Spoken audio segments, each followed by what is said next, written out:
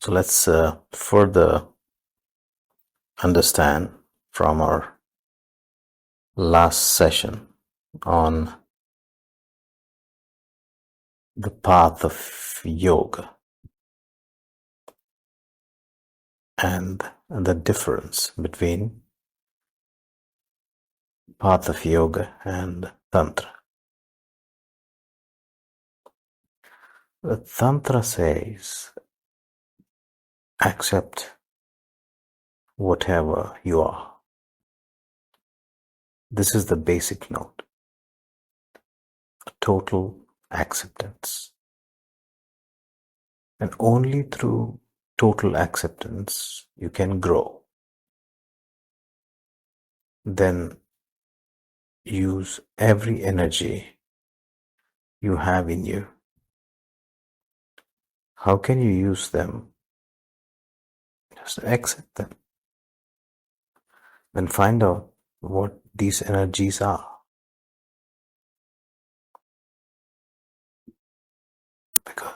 Because we as human, we originated from sexual energy. That is the phenomenon. We are not acquainted with it. We know many things about sex taught by others. Gurus taught us to suppress it. Yogis taught us to suppress it.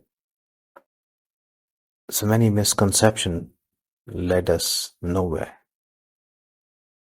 We may have passed through the sexual act, but with a guilty mind. The religions have suppressed it. With a suppressive attitude, in a hurry, something has to become, or rather something has done in order to become unburdened.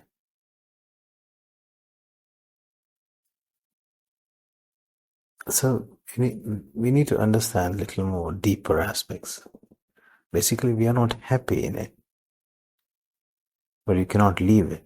The more you try to leave it, the more attractive it becomes. The more you want to negate it, the more you feel invited. This is how the psychology works. This is how human mind works. You cannot just negate it. But this attitude to negate, to destroy, destroys the very mind, the very awareness, the very sensitivity which can understand it. So the sex goes on with no sensitivity into it.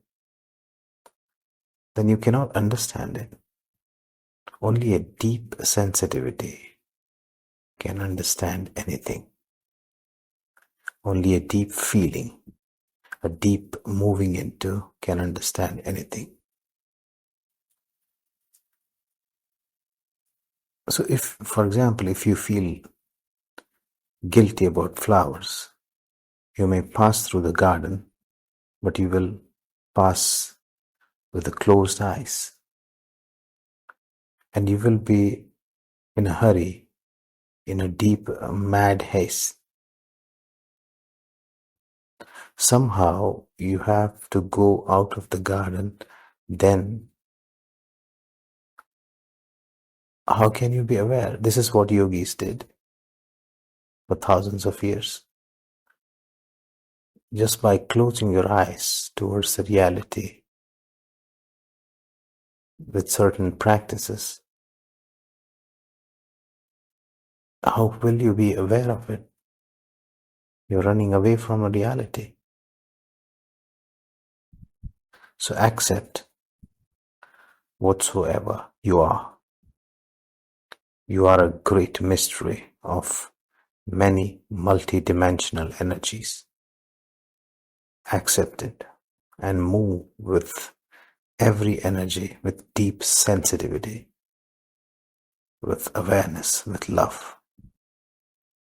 with understanding, move with it, then every desire becomes a vehicle to go beyond it. Then every energy becomes help. And this very world is real. This very world is nirvana. This very body is a temple. You don't have to fight with it. It's a holy temple, a holy place.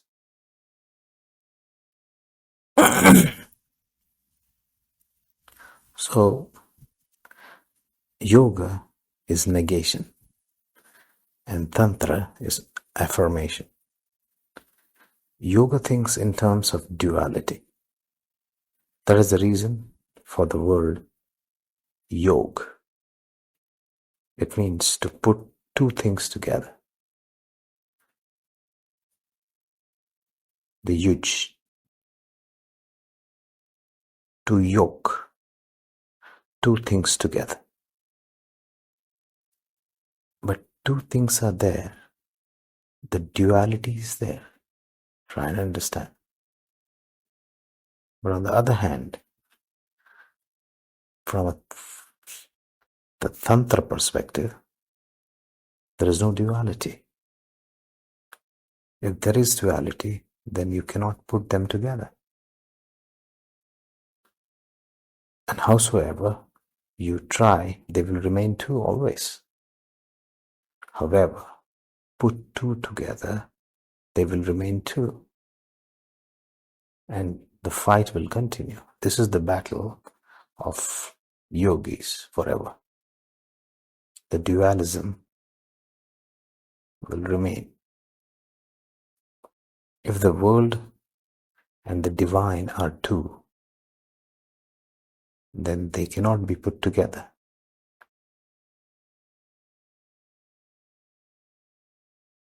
So, if they are only appealing yes to, only then they can be one. If your body and your soul are two, then they can never be put together. If you and God are two, then there's no possibility of putting them together. They'll always remain two. But so understand what the thought process of Tantra, the teachings of Tantra comes from. Absolute non-dual nature. It's only an appearance. So why help appearance to go stronger? You know what I'm trying to say? Tantra asks, it's very clear, why help the appearances of duality to go stronger? Dissolve it. This is at this very moment. You don't have to wait for asana, pranayam, pratyahara, dhyana, dharana. And one day, one fine day, the path, I'm going with this path.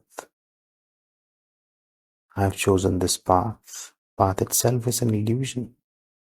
You already set a time. You already set a target. You already set a goal. Future is an illusion. We are talking about right this moment. You are right here in your own self and be one with it. Through acceptance, you become one. Not through fight. Accept the world. Accept the body. Accept everything that is inherent in it. Do not create a different center in yourself, because for Tantra, that different center is nothing but your own ego. Do not create an ego. Just be aware of what you are. If you fight, then the ego will be there. It will become a monster. So it is difficult to find a yogi who is not egoistic. And yogis may go on talking about egolessness, detachment, selflessness, and so on. But they cannot be egoless. The very process they go through creates ego. The fight is the process. If you fight, you're bound to create ego. And the more you fight, the more strengthened the ego will be. I found all these Ashtanga, so-called all these practitioners, they've set an elusive timeline. Just because they are in a mass, they are in a number. Look at them. Look at their struggle. And if you win,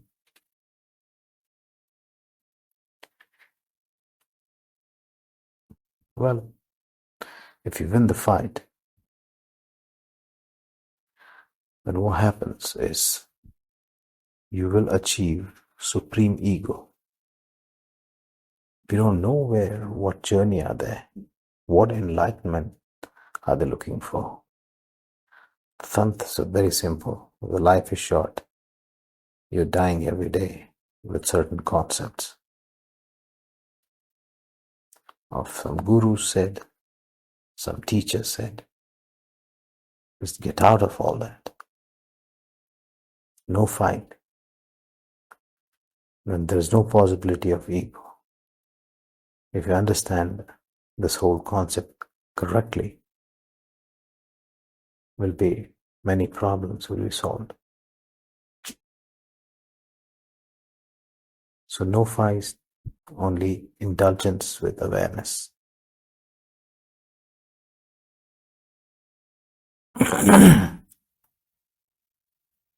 So I think this is enough for today.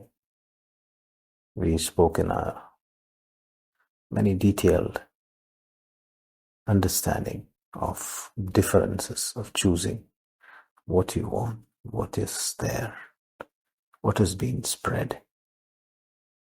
I'm not condemning any practices, but this is the truth. You take it, believe it or not, take it or leave it. This is how it is. So rather disturbing your own self, rather creating your own egoistic center, accept yourself. Life will be smooth. Sink into your heart, love yourself, and go. The world will be beautiful. The world is beautiful. All right? Enjoy. We'll continue talking about something a little more, and then we'll move on back to the techniques, the further techniques of Vijnana Bhairava Tantra. Right? Thank you. Om Tat Sat. Hari Om Tat Sat. Hari Om Tat